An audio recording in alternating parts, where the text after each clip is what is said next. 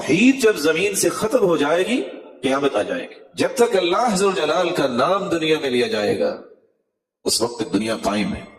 جس دن توحید ختم ہو گئی کائنات بھی ختم ہو جائے گی.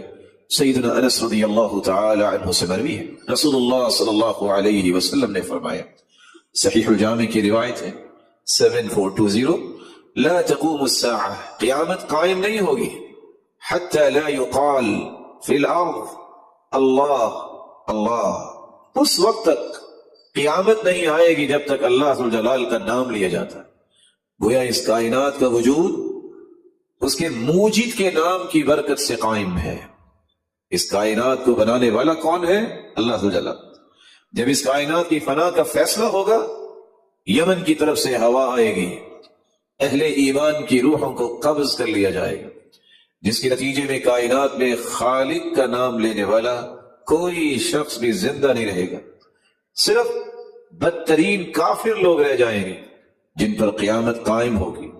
جب روئے زمین پر زمین کے مالک کا نام ختم ہوگا تو کائنات بھی ختم ہو جائے گی.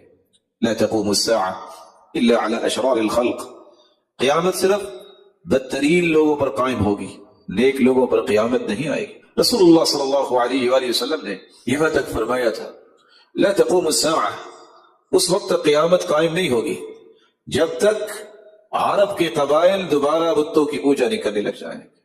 بلکہ آپ نے یہاں تک فرمایا قیامت قائم نہیں ہوگی جب تک فلاں قبیلے کی عورتیں رقص نہیں کریں گی قبروں کے پاس اور بتوں کے پاس. اور آج رسول اکرم صلی اللہ علیہ وسلم کی بات جو اللہ کے رسول نے آپ کی زبان اتھر سے نکالی تھی آج پوری ہوتی نظر آ رہی ہے. قیامت کا قرب ہے اور کس طرح توحید کو چھوڑ کر شرک کے ساتھ لوگ دل لگا رہے ہیں. ہر 5 کلومیٹر کے فاصلے پہ شرک کے اڈے قائم کرنے میں معمولی بھی شرم محسوس نہیں ہوتی.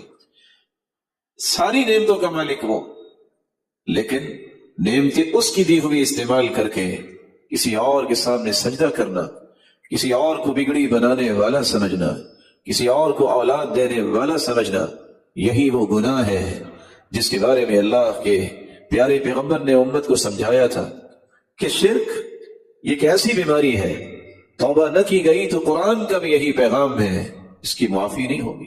جس قوم میں شرک آ جائے اس قوم کو برکتوں سے محروم کر دیا جاتا ہے، اس قوم کے اندر رحمتوں کا نزول نہیں ہوتا. اللہ ذوالجلال امت کو توحید کی سمجھ عطا فرمائے.